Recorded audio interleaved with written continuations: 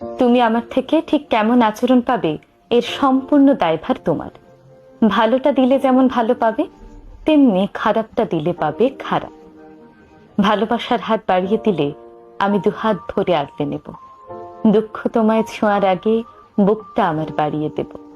সামান্য একটু ভালোবাসার বিনিময়ে আকাশ সমান ভালোবাসা দেব, যাতে তুমি বলতে না পারো কমতিটা আমার ছিল।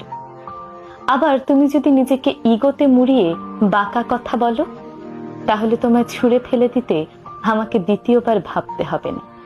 এমনকি আমার হাত কাঁপবে না, চোখের জলও ঝরবে না। একে যদি তুমি অহংকার ভাবো তাহলে ভুল করবে। এটা আত্মসম্মান বোধ।